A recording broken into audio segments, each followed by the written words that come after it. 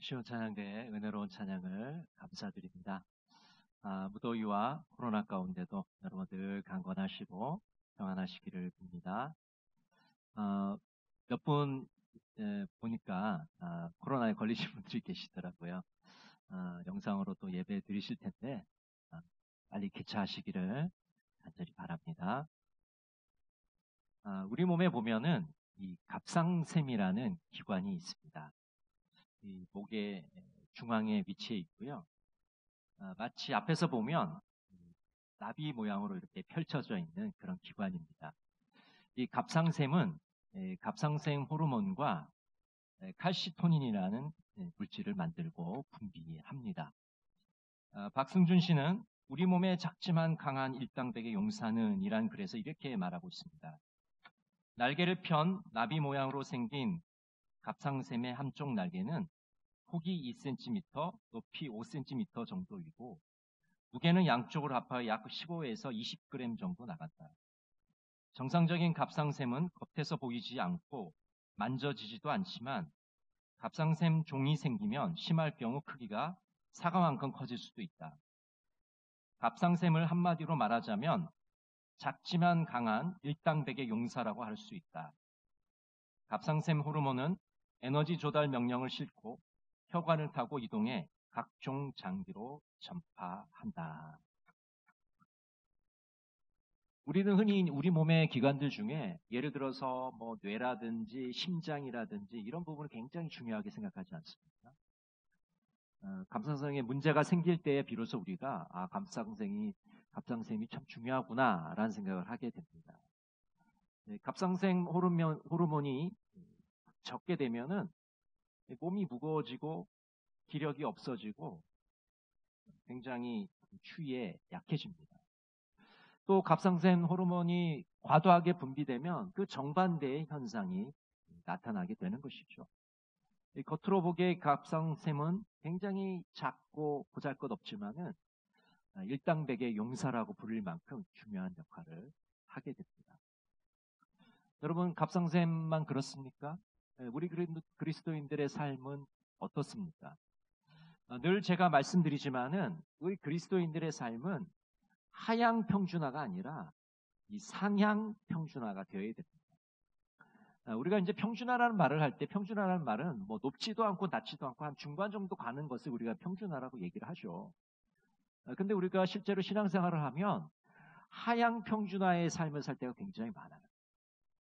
내가 다른 사람보다 더 예배를 잘 드리고 내가 다른 사람들보다 더 헌금을 많이 하고 내가 다른 사람보다 더 봉사를 많이 하니까 이 정도 되면은 내가 예수 잘 믿는 거 아닌가 이렇게 생각하는 사람이 많다는 거죠. 또 어떤 분들은 내가 매주 이렇게 1시간 여기 앉아서 예배 드리니까 천국 가는데 전혀 문제가 없을 것이다 라고 생각하는 분들도 있다는 거죠. 이게 다 하향 평준화된 것입니다. 근데 하나님은 우리를 상향 평준화 시키기를 원하신다는 거죠. 우리 한 사람 한 사람이 지도자가 되기를 원하십니다. 리더가 되기를 원하십니다. 아니요, 이미 리더이고 이미 지도자인 것이죠. 우리가 속해 있는 공동체 소그룹에서 이미 리더이자 지도자로 하나님은 우리를 세우신 것입니다. 우리 가정에서의 리더일 수 있습니다. 우리 직장과 회사에서 리더일 수 있습니다. 우리 마을과 내가 사는 곳에서 리더일 수가 있는 것이죠. 하향 평준화가 아니라 상향 평준화로 우리를 부르신 겁니다. 한마디로 그리스도인들은 일당백의 사람들인 것입니다. 박영신 씨는 그에 그래서 이렇게 이야기합니다. 일당백, 하나가 하나인가? 한 사람이라고 똑같은 한 사람이 아니다. 일당백, 어떤 사람은 한 사람이 100사람의 일을 한다. 한계라고 똑같은 한계가 아니다. 작고 크고 가볍고 무겁고 낮고 높고 얕고 깊고 한계라도 1000가지의 다양함이 있다. 하나의 결과가 하나의 원인에 의한 것이 아니다. 복합적 상호작용, 여러 보이지 않는 수많은 원인이 실타래처럼 뒤엉켜 있다. 여러분, 이 한 사람의 중요성이 너무나도 중요한 겁니다. 한 사람의 발명가가 세상을 바꿉니다. 한 사람의 지도자가 세상을 변화시키는 것이죠. 한 사람이 다른 사람과 어울리게 되면 큰 힘을 발휘하게 됩니다. 만 가지, 천 가지 빛깔을 빚어내게 되는 것이죠. 여러분, 하나님이 우리를 부르신 것은 자기 앞가림만 하라고 우리를 부르셨을까요? 아닙니다. 일당백의 용사로 부르신 것입니다. 100사람의 일을 하라고 우리를 부르신 겁니다. 영적인 전투에서 100사람을 상대하라고 우리를 부르신 겁니다. 여러분, 이순신 장군을 한번 보십시오. 나라가 풍전등화의 위기에 처했을 때 명량에서 12척의 배로 300여 척의 일본군과 싸우지 않습니까? 기드온의 300용사는 어떻습니까? 미디안과 아말렉 사람들이 바다의 모래와 같이 메뚜기처럼 많았지만은 고작 300명의 용사, 하나님의 도우심을 받아 적을 무찌릅니다. 여러분, 우리는 고작 1대1로 살아가는 사람들이 아닙니다. 일당백의 사람들입니다. 오늘부터 외치시기를 바랍니다. 나는 일당백의 용사이다. 한번 따라해 보실까요? 나는 일당백의 용사이다. 아침에도 외치시길 바랍니다. 주무실 때도 외치시길 바랍니다. 나는 일당백의 용사다. 하나님께서는 일당백의 용사들에게 승리를 안겨주실 줄로 믿습니다. 여러분, 우리는 어떻게 일당백의 용사로 살아갈 수가 있을까요? 어떻게 날마다 하나님의 승리를 체험하면서 살아갈 수 있을까요? 그 비결이 오늘 본문에 나와 있습니다. 우리 레위기 26장 3절을 같이 한번 읽어볼까요? 너희가 내 규례와 계명을 준행하면. 세 번역으로 읽어드리겠습니다. 너희가 내가 세운 규례를 따르고 내가 명한 계명을 그대로 받들어 지키면. 여러분, 준행하다는 이 한 단어를 두 가지 단어를 쓰고 있죠. 세 번역에서. 따른다, 받들어 지킨다, 이렇게 표현을 하고 있습니다. 원문에도 이렇게 되어 있습니다. 우리 한글 성경에는 준행하면이라고 번역하고 있지만 두 가지 뜻을 갖고 있어요. 이 준행한다는 것은 말씀대로 그 길을 걸어간다는 겁니다. 따른다는 겁니다. 또 한 가지 뜻은 받들어 지킨다는 겁니다. 지켜 행한다는 뜻을 가지고 있습니다. 우리가 일당백의 용사로 말씀을 준행하려면 하나님의 말씀 속에서 걸어가야 됩니다. 시편 1편 1절을 같이 한번 읽어보겠습니다. 복 있는 사람은 악인들의 꾀를 따르지 아니하며 죄인들의 길에 서지 아니하며 오만한 자들의 자리에 앉지 아니하고. 일당백의 용사는 악인들의 길을 걷지 않습니다. 악인들의 길을 따르지 않습니다. 그들은 의의 바른 길로 행하는 자들입니다. 시편 23편 3절은 이렇게 말씀합니다. 내 영혼을 소생시키시고 자기 이름을 위하여 의의 길로 인도하시는도다. 여러분, 하나님의 말씀대로 준행하며 살려면 의의 바른 길로 우리는 걸어가야 됩니다. 악인의 길로 걸어가서는 안 됩니다. 여러분 중에 혹시 악인의 길로 걸어가는 분들이 계십니까? 오늘 방향을 바꾸시기를 바랍니다. 목적지를 바꾸시기를 바랍니다.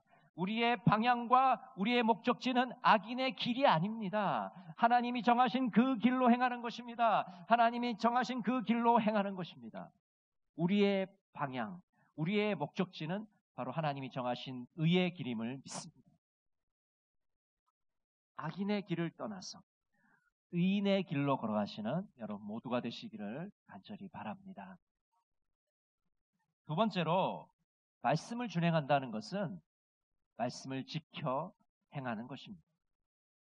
방향과 목적지를 잘 정했으면 이제 그것을 겉으로 드러내야 됩니다. 행동에 옮겨야 됩니다. 실천해야 됩니다. 에스겔 11장 20절을 같이 한번 볼까요? 내 율례를 따르며 내 규례를 지켜 행하게 하리니 그들은 내 백성이 되고 나는 그들의 하나님이 되리라. 여러분, 하나님의 백성이라는 사람들은 어떤 사람들일까요? 종교적인 의식을 잘하고 종교적인 행동을 잘하는 사람이 하나님의 백성일까요? 하나님의 백성은 말씀대로 사는 사람입니다. 말씀을 지켜 행하는 사람이 하나님의 백성이라고 오늘 말씀하고 있는 것이죠. 로마서 1장 5절은 이렇게 말씀합니다. 그로 말미암아 우리가 은혜와 사도의 직분을 받아 그의 이름을 위하여 모든 이방인 중에서 믿어 순종하게 하나니. 사도 바울은 하나님께로부터 사도의 직분을 받았습니다. 근데 왜 받았느냐? 왜 하나님은 사도 바울에게 사도의 직분을 주셨느냐? 그 목적을 말하고 있습니다. 이방인들이 믿어 순종하게 하려고 받았다. 사도 바울이 사도인 이유는 이방인들을 믿게 하려고 하는 겁니다. 그들이 예수 그리스도를 믿어서 구원에 이르게 하려고 사도 바울에게 사도의 직분을 주신 거예요. 또 왜 사도의 직분을 주셨습니까? 믿는 것에 그치지 않고 순종하는 삶을 살게 하려고 사도의 직분을 주신 것입니다. 그러니까 결국 우리가 예수를 믿는다는 것, 말씀을 준행한다는 것은 믿고 순종하는 삶을 살아가는 것입니다. 일상생활 속에서 말씀대로 사는 겁니다. 실천하며 살아가는 것입니다. 구체적으로 행동에 옮기는 것입니다. 유명한 스포츠 브랜드 중에 나이키라는 회사가 있죠. 여러분 다 아실 겁니다. 그 나이키의 광고에 보면 항상 그 슬로건이 나와요. 영어로. 뭐라고 나오냐면 Just Do It이라는 이 영어 슬로건이 나오게 됩니다. 근데 이 슬로건은요, 1988년에 댄 위들이라는 사람이 만들어낸 그런 슬로건. 이 Just Do It이라는 이 영어 슬로건은 무슨 뜻이냐면 그냥 해봐, 하면 돼, 한번 해봐, 그런 뜻이에요. 별로 그렇게 기쁜 뜻은 아니죠. 그냥 해보라는 겁니다. 한번 해봐, 그런 뜻이에요. Just do it. 우리가 하나님 말씀대로 준행하며 살려면, 하나님 말씀을 지켜 행하려면 너무 복잡하게 생각하면 안 돼요. 여러분, 머릿속으로 막 이렇게 복잡하게 생각하면요, 행동에 옮기기가 어렵습니다. 단순하게 생각해야 됩니다. 쉽게 생각해야 됩니다. Just do it. 당장 실천에 옮기면 되는 거예요. 복잡하게 생각하고 재고 계산하고 이러면 어떻게 될까? 이런 것을 생각하면 절대로 말씀을 실천할 수가 없는 것이죠. Just do it. 한번 해보는 겁니다. 그냥 해보는 거예요. 그렇게 하면 우리는 말씀대로 살 수가 있는 것이죠. 일당백의 용사는 말씀을 준행하는 자들입니다. 말씀의 길을 걸어가는 자들이고 말씀을 지켜 행하는 자들입니다. 말씀을 준행하여 일당백의 용사로 승리를 체험하며 살아가시는 우리 동강의 모든 성도들이 되시기를 간절히 바랍니다. 말씀대로 사는 자에게, 말씀대로 준행하는 자에게 하나님은 어떤 축복을 주실까요? 오늘 세 가지 축복에 대해서 말씀합니다. 첫 번째는 풍성한 수확과 안전을 약속하십니다. 우리 레위기 26장 4절 5절 말씀을 같이 한번 읽겠습니다. 내가 너희에게 철 따라 비를 주리니 땅은 그 산물을 내고 밭의 나무는 열매를 맺으리라. 너희의 타작은 포도 딸 때까지 미치며 너희의 포도 따는 것은 파종할 때까지 미치리니 너희가 음식을 배불리 먹고 너희의 땅에 안전하게 거주하리라. 말씀을 준행하는 자에게 풍성한 수확을 약속하십니다. 이 풍성한 수확을 거두려면 비를 내려주셔야 돼요. 여러분, 이 비라는 것이 우리 온대지방에도 굉장히 중요하잖아요. 농사를 짓는데 절대적인 것이죠. 또 이번 폭우로 인해서 얼마나 많은 분들이 피해를 입으셨습니까? 또 남부지방에는 가뭄이 들어서 비가 안 와서 얼마나 고생을 하고 있습니까? 온대지방에도 이렇게 비가 중요한데 이 팔레스틴 지방, 이 중동 지방은 비는 정말 필요한 거예요. 생존에 절대적인 겁니다.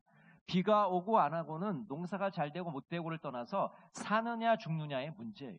그런데 하나님께서 비를 내려주시고 풍성한 수확을 약속하십니다. 신명기 11장 14절은 이렇게 말씀합니다. 여호와께서 너희의 땅에 이른비 늦은비를 적당한 때에 내리시리니 너희가 곡식과 포도주와 기름을 얻을 것이요. 이른비와 늦은비를 적절하게 내려주시겠다고 말씀합니다. 여러분, 비가 필요할 때 비가 내려야 돼요. 비가 필요 없을 때는 햇빛이 비쳐야 됩니다. 근데 이게 거꾸로 되면 어떻게 되겠어요? 농사 망치는 거죠. 이른 비가 내릴 때 이른 비를 주시고 늦은 비가 내릴 때 늦은 비를 주시면 풍성한 수확을 얻을 수 있습니다. 배불리 먹을 수 있습니다. 풍년을 경험할 수가 있는 거죠. 안전하게 거할 수가 있게 됩니다. 말씀을 준행하는 자에게 주시는 첫 번째 축복, 풍성한 수확과 안전을 약속하고 계십니다. 이런 축복이 우리 동광의 모든 성도들이 임하시기를 간절히 바랍니다. 두 번째 축복은 평화와 승리를 주시겠다고 약속하고 있습니다. 하나님은 먼저 우리에게 승리를 약속하십니다. 평화를 약속하십니다. 시편 29편 11절 같이 한번 볼까요?